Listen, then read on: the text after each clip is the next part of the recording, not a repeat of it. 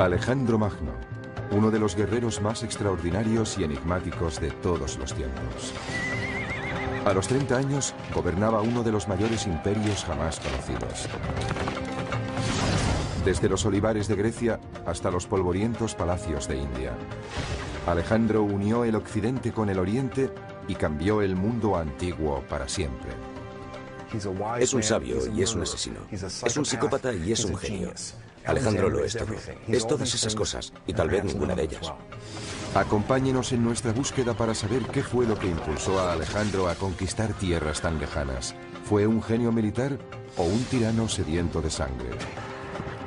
Sus gestas son legendarias, pero al final, ¿se convertirían sus delirios de grandeza en su peor enemigo?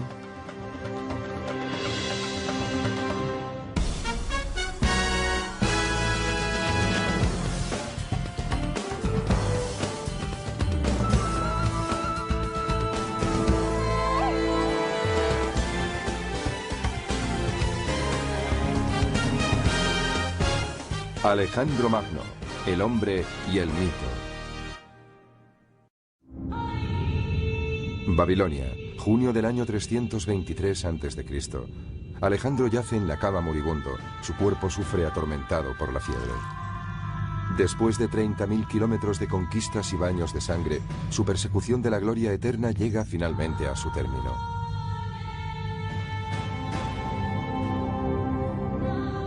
Los hombres de Alejandro se reúnen angustiados alrededor de su lecho de muerte. El historiador Plutarco describe la escena. Todo indicaba que lo estaban viendo por última vez, y un sentimiento de pesar invadía sus corazones, junto con una especie de impotente perplejidad ante la idea de perder a su rey. Pocas horas después, uno de los mayores reyes guerreros de la historia habría muerto. ¿Qué condujo a su prematura muerte a los 32 años?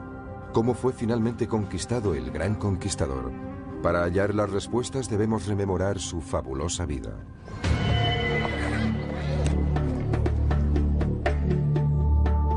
Alejandro nació aquí, en Pella, en el norte de Grecia, el año 356 a.C. Hacía tiempo que la edad de oro griega había quedado atrás. En aquel momento, el imperio era una frágil colección de ciudades-estado, fragmentadas y divididas. Una presa fácil para el padre de Alejandro, Filipo. El rey Filipo era un soldado rudo y mujeriego. Era un gran bebedor, un luchador feroz y el ídolo de sus curtidas tropas. Su ejército era uno de los mejores del mundo antiguo. Pero Filipo también era un político despiadado. Creó el estado de Macedonia, sometiendo a las tribus rebeldes de la región. Para mí, como es obvio, el éxito de Filipo fue abrumador. Es el hombre más subestimado de la antigüedad. Equilibró el ejército, fue un genio militar con un talento extraordinario. Con diplomacia y fuerza bruta, Filipo logró conquistar la mayor parte de Grecia. De su padre, Alejandro aprendió sus dotes de líder y las técnicas militares. Pero su madre, Olimpia, también ejerció una poderosa influencia en él. De ella heredó su naturaleza apasionada y temperamental. La influencia de su madre debió ser inmensa. Era una mujer poderosa, casi podría decirse que mística. Olimpia era seguidora de diversos cultos religiosos, especialmente el culto a Dioniso, el dios del vino y la pasión.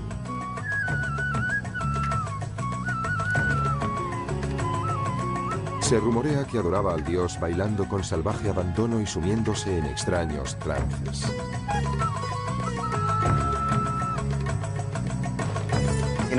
En cierto sentido, Olimpia era tan sobrecogedora e inquietante como su esposo. Poseía una inteligencia excepcional. Era políticamente astuta y dura como el acero. Tenía una actitud muy posesiva hacia su hijo. Sin duda le quería con locura, pero actuaba como su valedora, protegiendo sus intereses personales. Olimpia extendió el rumor que había sido fecundada por Zeus, el rey supremo de los dioses, en la forma de una serpiente. Alejandro se sentiría fascinado durante toda su vida por la idea de que podía ser inmortal. Si su madre y su padre produjeron un fuerte impacto en el joven muchacho, también lo hizo su mentor, el célebre filósofo griego Aristóteles. Él enseñó a Alejandro las maravillas de la cultura griega, sobre todo las grandes epopeyas míticas. Aristóteles inspiró su amor por la Ilíada de Homero, la historia de las guerras de Troya. Sus protagonistas son los héroes cuyas grandes hazañas épicas les proporcionaron poder y fama. Uno de aquellos héroes es Aquiles, el arquetipo del guerrero griego. Ante el dilema de elegir entre una vida larga y corriente o una existencia breve pero gloriosa en el campo de batalla, Aquiles optó por una muerte prematura y la celebridad eterna. Resulta muy difícil subestimar el alcance de la influencia de Aquiles en Alejandro.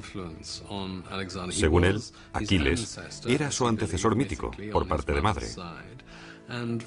Por tanto, desde una edad muy temprana, Alejandro percibió que Aquiles era el modelo a seguir para alguien como él, que siempre quería ser el mejor entre los mejores, tal como lo relata Homero. Pero era su modelo a seguir en dos sentidos, asumiendo su carácter y rivalizando con él. Es decir, lo que hizo Aquiles, Alejandro podía hacerlo mejor. Alejandro abandonó su hogar durante 3 años para estudiar con Aristóteles. Cuando regresó a los 16 años, su otro modelo, su padre, el rey Filipo, había vuelto a casarse. Peor aún, había tenido otro hijo que amenazaba la privilegiada posición de Alejandro como sucesor al trono. Eso despertó las iras y el resentimiento de Alejandro. Ambos sostuvieron violentas disputas. Eso llenó de amargura a Alejandro y creó una atmósfera muy difícil. De hecho, se trata de un fenómeno que trasciende todas las culturas. Es un rasgo psicológico universal, el de la profunda rivalidad de un hijo impulsado por el incontenible deseo de eclipsar a su padre. La enemistad entre padre e hijo se hizo tan intensa que Alejandro tuvo que exiliarse. Finalmente se reconciliaron, pero la tregua no duró mucho. Una noche de verano del año 336 a.C., Filipo y la familia real se reúnen para celebrar el matrimonio de su hija. El rey se detiene a la entrada para saludar al pueblo. Un hombre surge de la multitud y le asesta un golpe mortal. Se cree que fue un examante ultrajado. Como muchos griegos de la época, Filipo tenía tanto amantes femeninos como masculinos. Filipo murió al instante. El asesino fue ejecutado allí mismo, antes de que la tortura pudiera hacerle revelar posibles cómplices en las altas esferas. ¿Actuó en solitario o hubo otros que conspiraron con él? Algunos historiadores creen que el asesinato pudo ser instigado por Olimpia, la taimada madre de Alejandro. Al fin y al cabo, Filipo la había rechazado por una mujer más joven. Me inclino a pensar que Olimpia estuvo involucrada. Después de todo, había sido relegada de su posición de honor. No iba a quedarse con los brazos cruzados. No hay nada más peligroso que una mujer despechada, incluso en Macedonia. ¿Y qué decir de Alejandro? ¿Pudo tomar parte en la muerte de su padre? Si nos preguntamos quién salió más beneficiado del asesinato de Filipo, la respuesta es Alejandro. Porque en el momento de su asesinato, Filipo estaba a punto de partir hacia Asia para iniciar una gran campaña de conquista. Alejandro no iba a tomar parte en ella. Iba a quedarse en casa, presumiblemente como regente. Pero no hubiese podido alcanzar la gloria que proporciona la intervención en una gran campaña. Y la gloria era precisamente lo que Alejandro perseguía por encima de todo. Cualquier sospecha hubiese enfurecido a los nobles macedonios cuyo apoyo necesitaba, y obtuvo. Con solo 20 años, Alejandro fue coronado rey. Cuando ascendió al trono, Alejandro heredó un gran ejército, pero también una gran inestabilidad política. Tardó un año en sofocar una rebelión en Grecia y consolidar su poder. Pero Alejandro no se conformaba con Macedonia. Su creciente impaciencia y su ambición le hacían querer más. Fijó su mirada en el enemigo ancestral de Grecia, los persas. El imperio persa se extendía desde la actual Turquía hasta Pakistán. 150 años antes, los persas habían incendiado la ciudad de Atenas y destruido sus templos. Este crimen de guerra nunca cayó en el olvido. Filipo, el padre de Alejandro, planeaba invadir Persia antes de su muerte. Ahora, Alejandro tendría su oportunidad para vengarse. Suscribo la idea de que la maníaca ambición de Alejandro está alimentada por el enorme éxito de su padre. Alejandro es como una chispa encendida por Filipo, y es una chispa muy poderosa. Más bien es una llama abrasadora. Esa llama abrasadora estuvo a punto de consumir al propio Alejandro. Durante su corta vida, Filipo le alentaría, retándole a lograr proezas cada vez mayores, en un esfuerzo por demostrar que era lo bastante bueno o tal vez incluso mejor que su padre. Con el fantasma de Filipo a sus espaldas, Alejandro parte para recorrer el sendero hacia la gloria. En el año 334 a.C., Alejandro cruza el Helesponto con su ejército. Inicia así una epopeya de 11 años de ambición y conquista sin precedentes que cambiará la faz del mundo antiguo para siempre. Su primera parada, los muros en ruinas de Troya, para rendir homenaje a su héroe de la niñez, Aquiles. Él y Hefestión, del que se decía que era su amante, visitan la tumba de Aquiles. En el escenario de la mítica Gran Batalla de Troya, Alejandro se prepara para su propia conflagración épica. Su oponente, uno de los hombres más ricos y poderosos de la tierra, el rey Darío III. El monarca persa no tiene ni idea de la fuerza a la que se enfrenta. Alejandro ha recibido un valioso legado de su padre, uno de los ejércitos más disciplinados y mejor entrenados del mundo antiguo. El joven rey es un líder carismático e inspirador, aún más que Filipo. Creo que el secreto del genio militar de Alejandro es su extraordinaria determinación. Es valiente y audaz, aunque a veces llega hasta el punto de ser temerario. Nunca parece dudar ante la perspectiva de entrar en acción.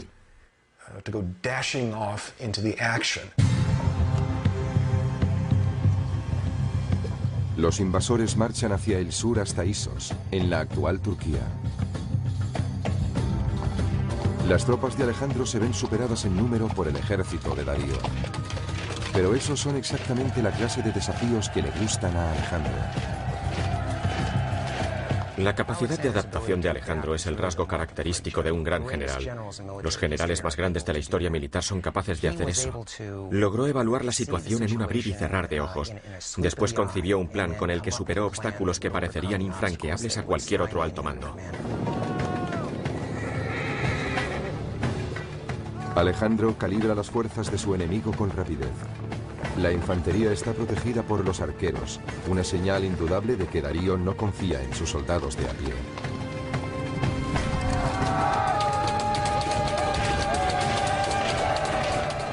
Alejandro realiza su primer movimiento, utilizando una de las armas más poderosas de su arsenal, el arma del miedo.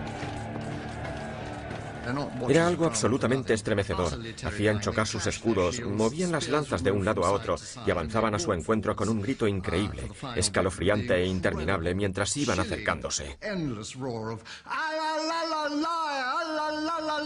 Era aterrador. Alejandro cruza el río y sube por la otra orilla.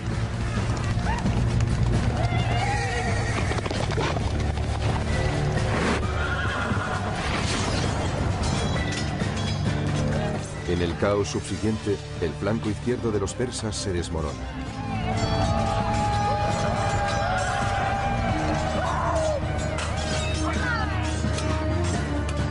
En una imagen casi fotográfica, esta batalla monumental aparece en un mosaico de Pompeya. Se considera una copia fidedigna de una pintura de finales del siglo IV a.C.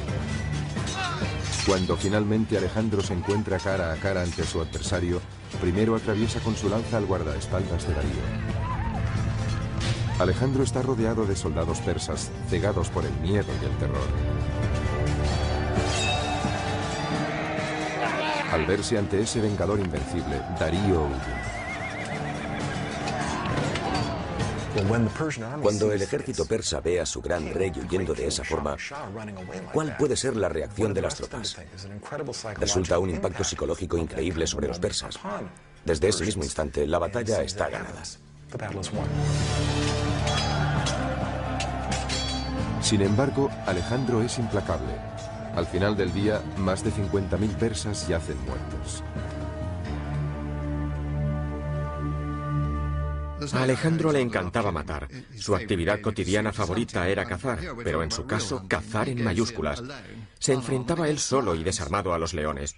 Y eso solo lo hacía para mantenerse en forma cuando no luchaba contra otros hombres.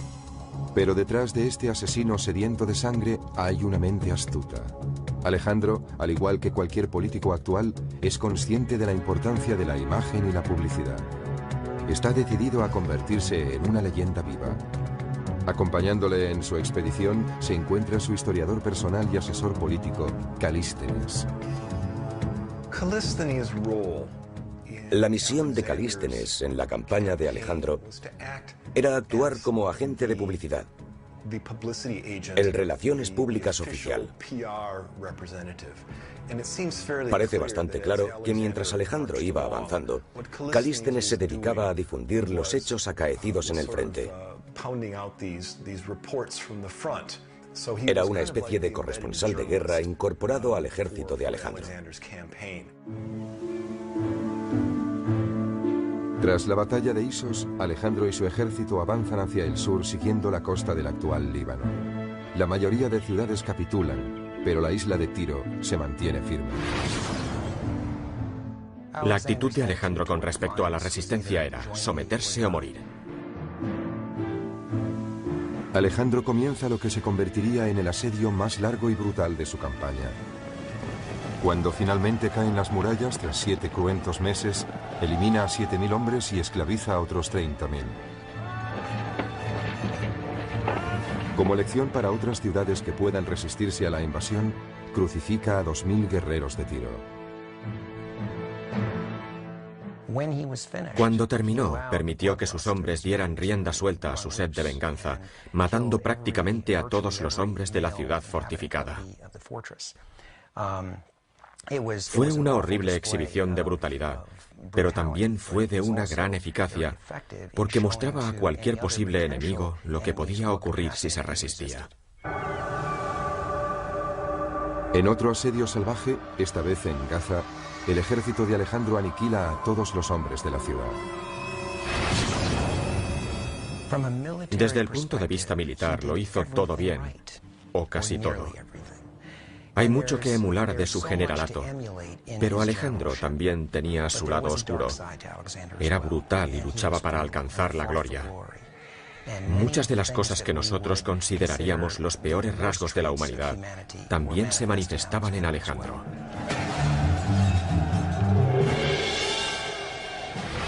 Alejandro es compasivo si sus enemigos se rinden, pero cruel si se resisten. El gobernador de Gaza, Batis, se decide por la opción más dolorosa.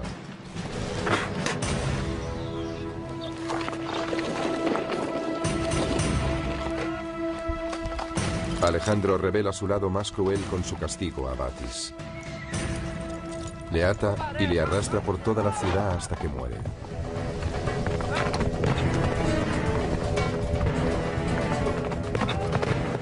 Es una escena familiar tomada de las páginas de la Ilíada de Homero. En ella, Aquiles arrastra a su peor enemigo, Héctor, alrededor de las murallas de Troya. Pero en esa versión, Héctor ya estaba muerto.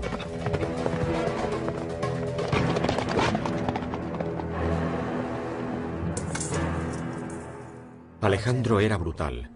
Elevó el arte de la brutalidad a la máxima expresión. En muchos casos, eso fue lo que le proporcionó tantos éxitos. No habría conquistado como lo hizo si no hubiese recurrido a tácticas tan brutales. Con una serie de victorias salvajes en su haber, Alejandro está listo para tomar Egipto, uno de los mayores imperios que el mundo jamás ha conocido. Los faraones egipcios eran considerados dioses vivientes y construyeron inmensas pirámides, templos y monumentos como testimonios de su gloria. Si los griegos sentían fascinación por la cultura egipcia, Alejandro aún estaba más impresionado y obsesionado por la idea de que un gran gobernante también pudiera ser un dios.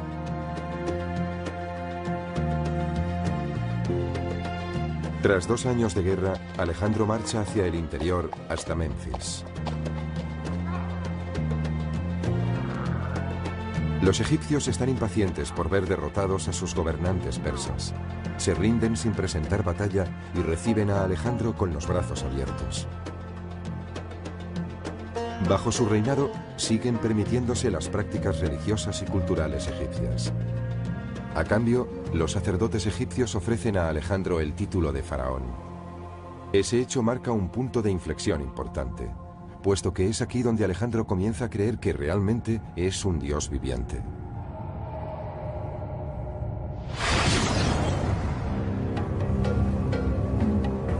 En el año 331 a.C., Alejandro inicia una singladura épica para visitar el oráculo de Siva. Está buscando la prueba de su existencia divina. Estaba a unos 500 kilómetros de distancia. La ruta hacia Siva discurría por una meseta relativamente llana, pero estaba plagada de dunas. El oráculo era un destino muy conocido. Debía haber un sendero, pero este podía quedar enterrado bajo la arena. Debió encontrarse en un entorno donde el calor durante el día es sofocante y de noche hace un frío espantoso. De pronto se forma una tormenta de arena y ni siquiera puedes verte las manos delante del rostro.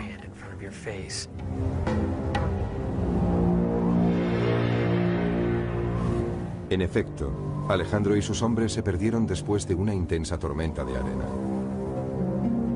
Pero la leyenda cuenta que 2 pájaros les salvaron, guiando al grupo hasta su destino, el extraordinario oasis de Siva y el templo de Zeus Amón.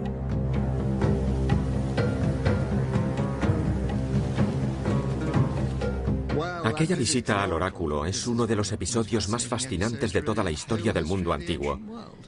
La cuestión es saber si, previamente, Alejandro había planificado una ingeniosa maniobra publicitaria que corroborase su condición de hijo de Zeus. Alejandro entra en el templo solo, mientras sus hombres esperan fuera. Aquí está Alejandro. Es un hombre joven, apenas sobrepasa los 20 años, pero ha logrado ya hitos extraordinarios.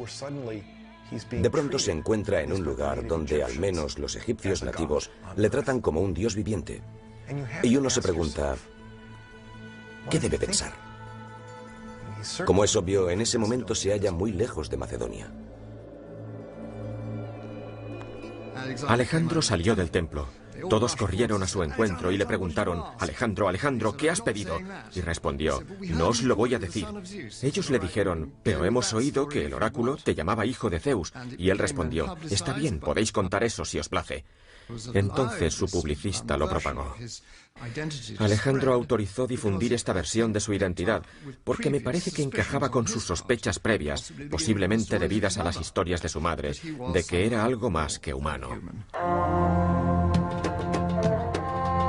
A partir de entonces, el leal escriba de Alejandro, Calístenes, denominaría a su maestro un dios en la tierra.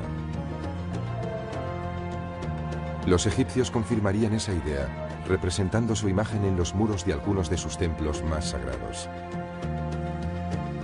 En Luxor, Alejandro se muestra con los brazos extendidos, adorando a su padre divino, el dios Amón. Siendo divino, era inmune a las críticas. Estaba en un plano diferente, en otro rango muy superior. Pero ser faraón y dios viviente no es suficiente para Alejandro. Está dispuesto a derrotar a su enemigo secular Darío de una vez por todas. Durante su estancia en Egipto, Darío ha estado formando otro ejército para enfrentarse con él. En octubre del año 331 a.C. se libra una de las batallas más decisivas en las sofocantes y polvorientas llanuras de Gaugamela, al norte de la actual Bagdad. Esta vez, los persas triplican en número a las fuerzas de Alejandro.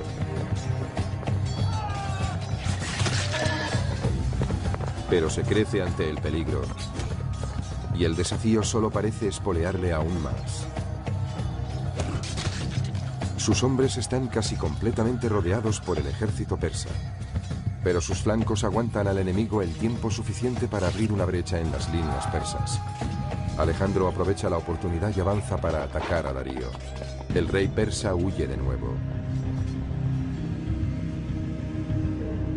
Uno de los secretos del éxito de Alejandro en el campo de batalla es su uso de la falange, una formación de 16 soldados en línea armados con lanzas largas.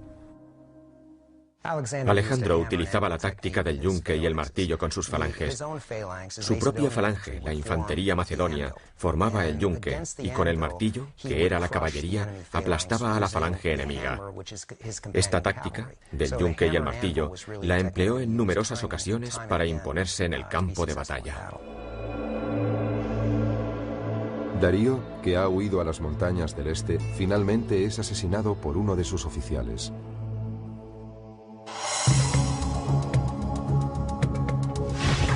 Tres años después de llegar a Troya, Alejandro es proclamado señor de Asia. Ha conseguido lo que su padre planeó y no pudo hacer. Otros grandes líderes se hubiesen conformado con este triunfo monumental, pero no Alejandro. No hay vuelta atrás. En el año 329 a.C., Alejandro sigue avanzando hacia Afganistán para conquistar el extremo oriental del imperio persa. Ahora se enfrenta a un reto aún mayor, las imponentes cumbres del Hindu Kush. Aunque se elevan a 7.000 metros de altura, casi en el techo del mundo, Alejandro opta por una de las rutas más duras para su ejército de 30.000 hombres. Durante su periplo, a través del Hindu Kush, las inclemencias del tiempo, la lluvia, la nieve y las ventiscas debieron dificultar mucho la marcha a cualquiera, excepto a Alejandro Magno.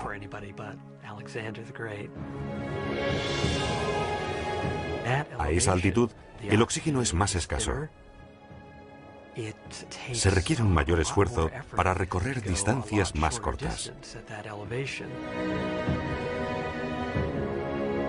En algunos lugares, el paso es tan estrecho que el ejército marcha en una fila india que se extiende a lo largo de más de 15 kilómetros. El inquebrantable coraje de Alejandro es lo único que mantiene los hombres en movimiento. Si quieres lograr grandes cosas valiéndote de un ejército, ese ejército debe estar absolutamente dispuesto a hacer lo que les pidas. Si piensas por un momento lo que Alejandro les pidió, es absurdo. ¿Por qué lo hicieron? Bueno, pues porque tenían unos lazos muy estrechos con él. Pero al final, esos lazos acaban poniéndose a prueba. Con el fin de aumentar su ejército con tropas de refresco, Alejandro recluta a soldados persas en sus filas. Esa resulta una medida muy impopular entre los griegos. Debo subrayar que no fue solo una decisión militar, también fue por cuestiones sociales. Pero al final de la jornada, desmontan, se meten en la tienda para beber algo y ¿qué se encuentran? Pues se encuentran con un bárbaro iraní, tomando una copa a su lado en su misma tienda. Eso no les gusta, los soldados pueden ser muy racistas. Su resentimiento crece con el oscuro giro que toma el carácter de Alejandro. Cuando el ejército llega a la legendaria ciudad de Samarcanda, se celebra una copiosa bacanal.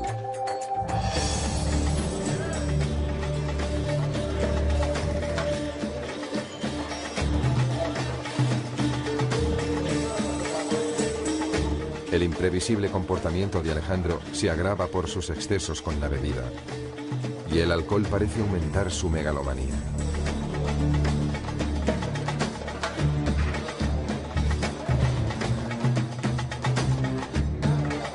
Uno de sus invitados es Clito, que sirvió a las órdenes de su padre Filipo y salvó la vida a Alejandro en el campo de batalla. Cuanto más corre el vino, peor es su ánimo.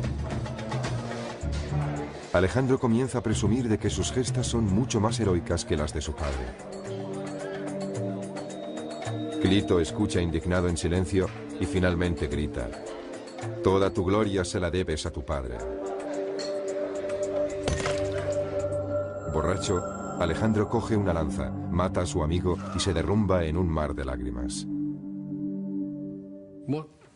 Lo que dijo Clito enfureció a Alejandro sobre todo en dos sentidos. Primero, que Filipo fuera mucho más importante de lo que Alejandro quería dar a entender. En otras palabras, la maquinaria propagandística de Alejandro se había extralimitado y él, Alejandro, había sido el causante.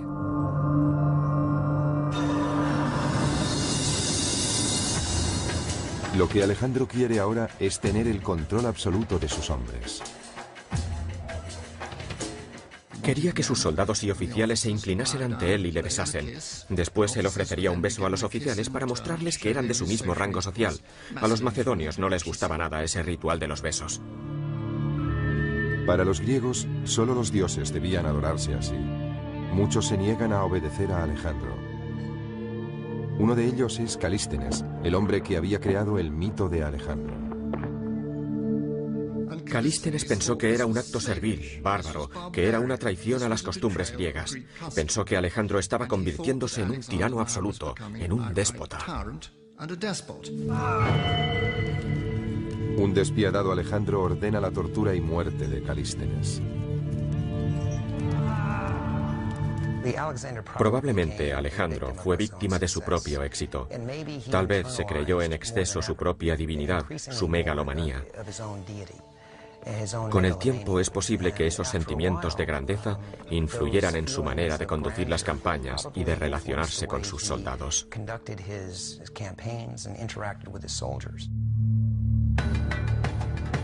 Al octavo año de su campaña, Alejandro ha conquistado Egipto, Persia y los pueblos del Asia Central.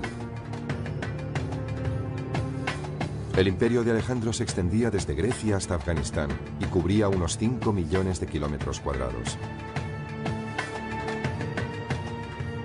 Entonces se dirige más hacia el este, hasta los confines del mundo conocido, donde yacen las misteriosas y exóticas tierras de India. Debió ir hacia el este. Esa es la ruta de invasión que siguieron los persas para conquistar parte de India. Como heredero del imperio persa, deseaba esos territorios. Así que siguió la ruta de los ejércitos que le precedieron y, ciertamente, de los que le sucedieron, a través del paso de Khyber. Alejandro llega a un lugar tan enigmático que aquí todas las normas han cambiado. Se enfrenta a un poderoso rajá dispuesto a frenar su avance. Los hindúes han reunido un ejército de 50.000 hombres. Además poseen una nueva y terrible arma, 200 elefantes de guerra. Con una altura de casi 3 metros y un peso superior a las 5 toneladas, los elefantes eran los carros de combate de la antigüedad. Podían cargar al enemigo y aplastarlo con sus patas. Alejandro enseguida advierte que no puede arriesgarse a un ataque frontal ante una fuerza de tal magnitud. Posee la capacidad de planear y calibrar la distribución y el espacio para mantener siempre un elemento de incertidumbre sobre sus intenciones. Se mueve hacia la derecha cuando en realidad va a recortar hacia la izquierda. En la India, realiza un amago antes de cruzar el río y luego cruza por donde menos lo espera el enemigo.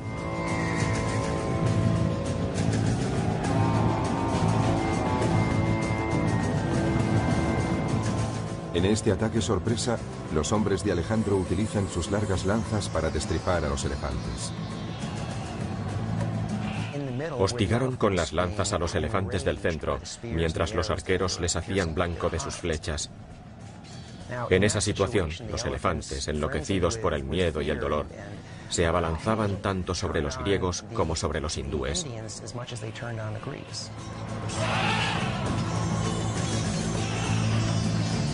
Después de una de las batallas más enconadas de la carrera de Alejandro, el ejército hindú es derrotado y el rajá se rinde. Pero Alejandro está tan impresionado por la bravura del rajá que toma la sorprendente decisión de devolverle el reino. De ese modo, la leyenda de Alejandro queda firmemente arraigada en suelo indio. Alejandro Magno sigue vivo en India en muchos aspectos. Los hindúes ven a Alejandro como un gran personaje heroico que impregna toda su percepción de la historia. El legado de Alejandro ha perdurado en casi todo lo que se ha hecho en India. Es bastante obvio en la literatura, la pintura y la escultura hindúes. Incluso hoy, si vas al noroeste de la India, verás a dioses hindúes con posturas griegas, porque las hicieron escultores influenciados por el arte griego. Alejandro estaba dejando su impronta en India, pero a pesar de su gran victoria, los largos años de lucha habían pasado factura a su ejército. Para empeorar las cosas, llegaron las incesantes lluvias del monzón.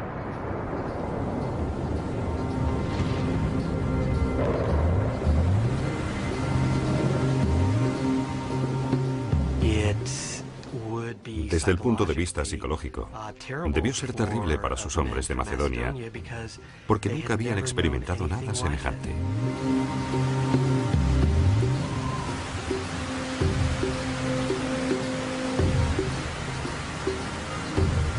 Después de 8 años y casi 30.000 kilómetros, las tropas llegan al límite y se niegan a seguir avanzando. Alejandro ha perdido su primera batalla contra sus propios hombres. No le queda más alternativa que dar media vuelta. Me imagino cómo debió ser ese momento.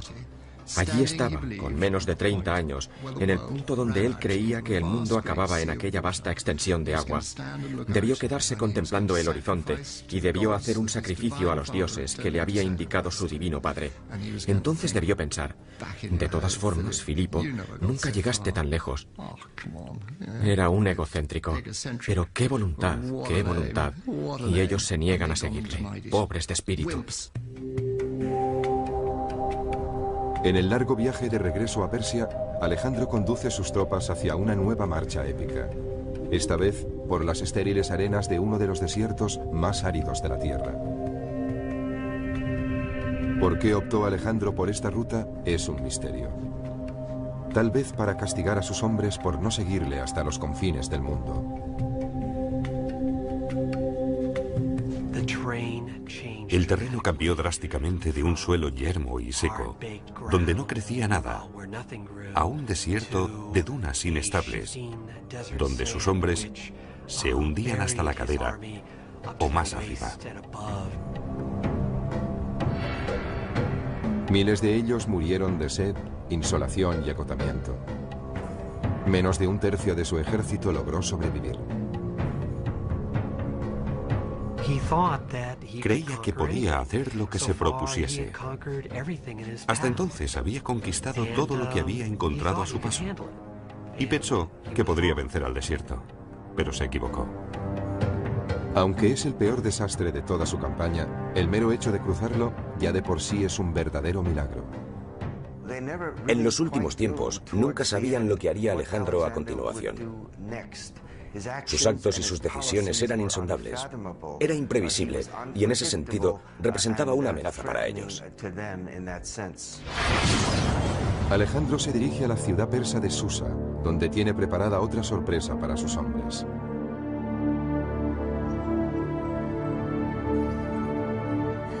Ordena a casi un centenar de oficiales macedonios que se desposen con mujeres persas.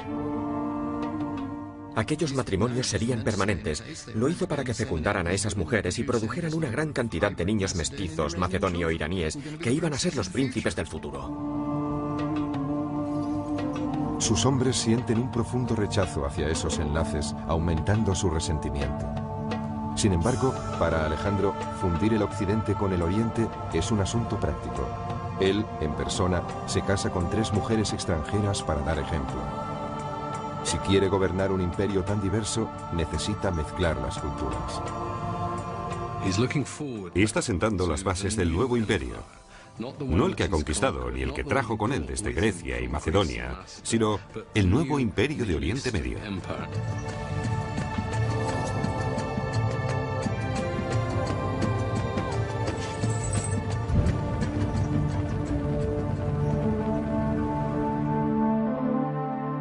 Alejandro lleva a su ejército hasta la nueva capital de su imperio, Babilonia.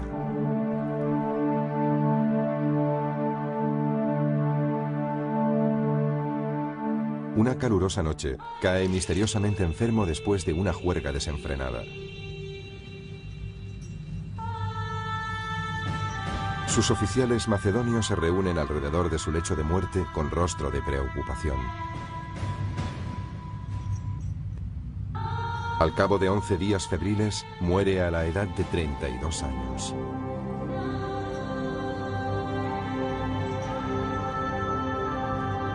¿Qué mató a Alejandro? ¿Fue una enfermedad? ¿Fue el alcohol? ¿O fue un asesinato? Algunos expertos sostienen que murió de fiebre tifoidea. Otros piensan que fue envenenado por un grupo de oficiales hartos de sus ataques de cólera y por su deseo de ser adorado como un dios. Pero durante siglos, los historiadores han debatido sobre la causa de su muerte. Estoy seguro de una cosa, Alejandro no fue envenenado. La cena fatal tiene lugar hacia el 29 de mayo y muere entre el 10 y el 11 de junio. Si hubiesen querido envenenar a Alejandro, le hubiesen suministrado una dosis abundante. Por tanto, ¿qué le produjo la muerte? No pudo ser una epidemia. Con él no murió ningún número importante de gente. No fue algo parecido a la gripe asiática. Debió ser una enfermedad que le afectaba solo a él. Yo me inclino por la malaria. El cadáver de Alejandro no puede examinarse porque se desconoce su paradero. En su viaje de regreso a Macedonia, su procesión funeraria sufrió la emboscada de uno de sus generales, que quería llevar sus restos a Egipto.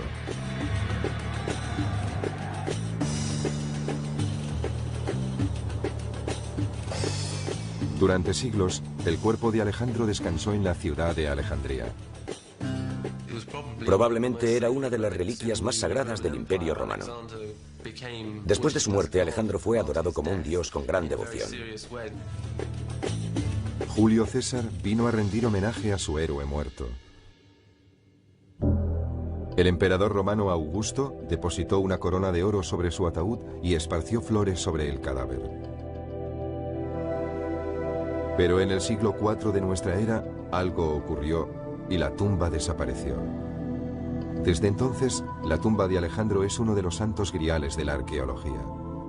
Algunos expertos creen que pudo ser destruida por la guerra o incluso por un terremoto. Pero hay un historiador británico que tiene una teoría más interesante.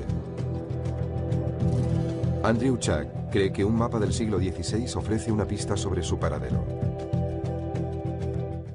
Justo en el centro hay un pequeño edificio que podría ser la capilla, con el minarete de una mezquita detrás, que tiene una inscripción en latín que dice Domus Alexandri Magni, o sea, la casa de Alejandro Magno.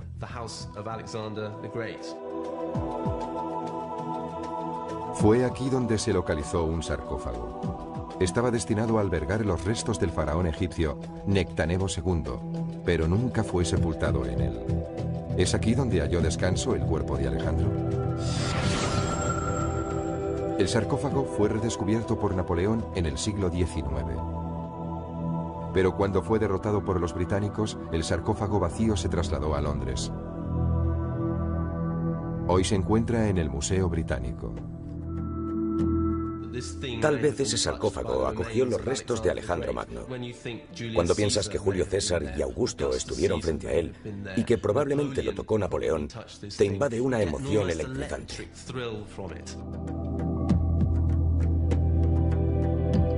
Pero el Museo Británico no acepta la teoría de Chuck. Los restos de ADN que podrían reforzar su hipótesis ya no están ahí.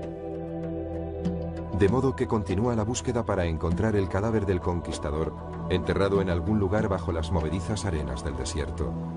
O tal vez, como creen algunos, bajo la ciudad que bautizó con su nombre, Alejandría.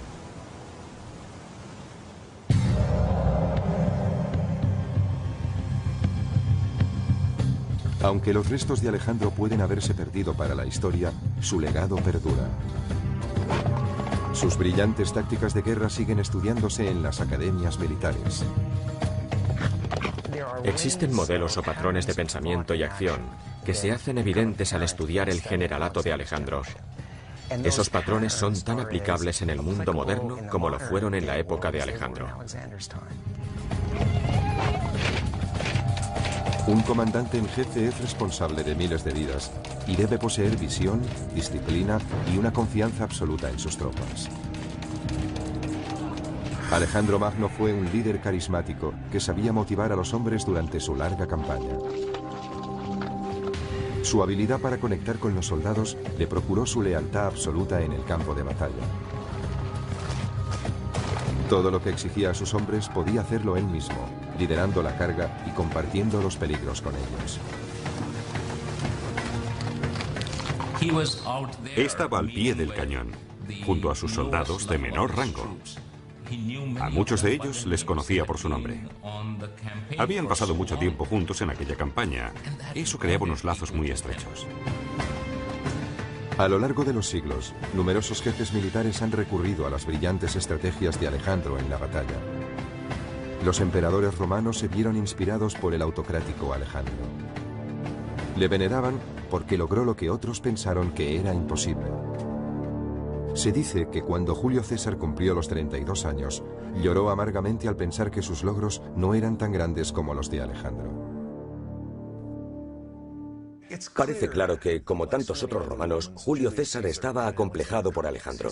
Envidia terriblemente a Alejandro. Todos los romanos le envidiaban. Uno de los mayores generales del mundo antiguo, Aníbal, también estuvo influido por Alejandro.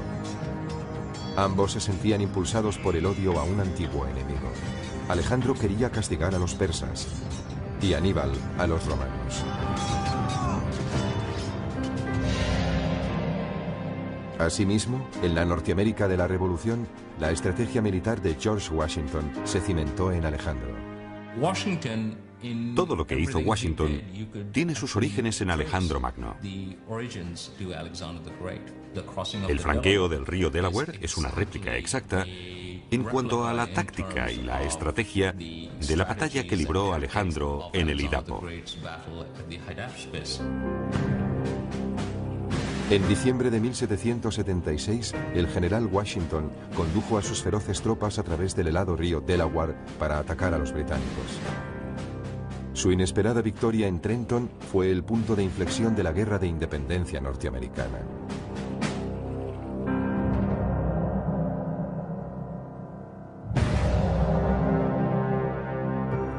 Desde la niñez, el general corso Napoleón Bonaparte sentía fascinación por la leyenda de Alejandro Magno. La implacable ambición de Napoleón le hizo ascender rápidamente en el escalafón militar. Como Alejandro, construyó su poder en una serie de audaces victorias militares. Tan pronto como tuvo ocasión, siguió los pasos de Alejandro viajando a Egipto. Sobre todo estaba impresionado por la política religiosa de Alejandro, su capacidad para adaptarse a cualquier circunstancia y para captar la mentalidad del país en el que se encontraba.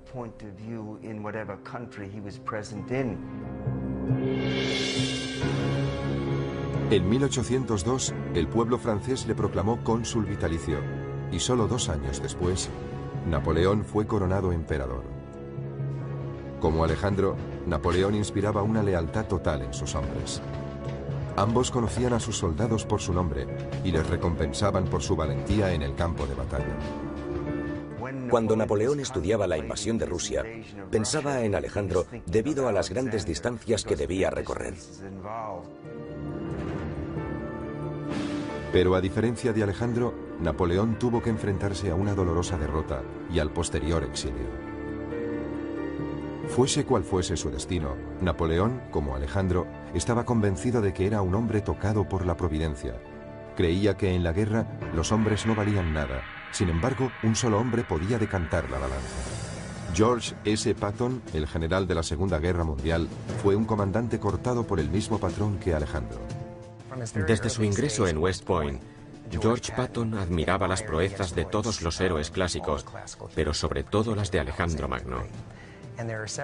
Existen diversas notas y documentos que indican que Patton deseaba emular la gloria pasada de Alejandro.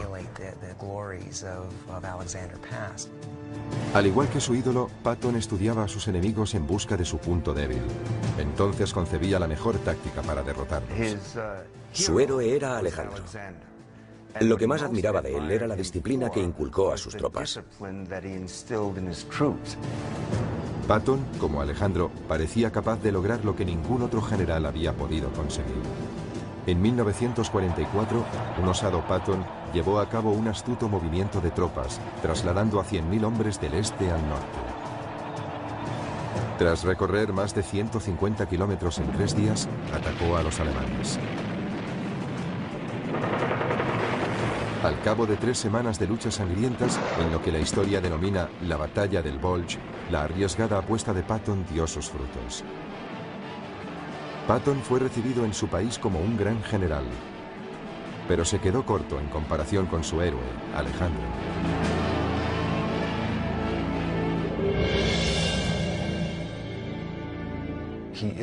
Es el máximo exponente de todos los tiempos, para bien y para mal. Eso es lo que le hace un icono tan atractivo, casi irresistible para cualquiera que aspire a alcanzar el éxito y la gloria. El arte de la guerra solo es una parte del legado de Alejandro. También instauró nuevas rutas comerciales y forjó las bases de las relaciones culturales entre Oriente y Occidente. De hecho, lo que hace Alejandro es extender la cultura griega. Las tragedias griegas se representan en lo que hoy es Irán. La filosofía griega se propaga por toda la India hasta Sri Lanka. Se trata de una asombrosa fertilización cultural.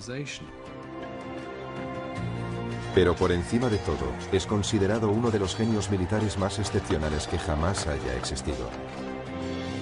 Alejandro Magno se ha convertido en símbolo de ambición desenfrenada y hazañas colosales. Su coraje, su naturaleza intrépida, su espontaneidad, la profunda lealtad que inspiraba, fue un hombre increíble desde todo punto de vista.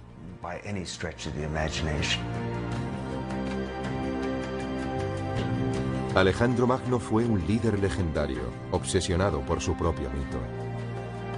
2500 años después, todavía hablamos de sus extraordinarias gestas. Al final, Alejandro consiguió justo lo que quería.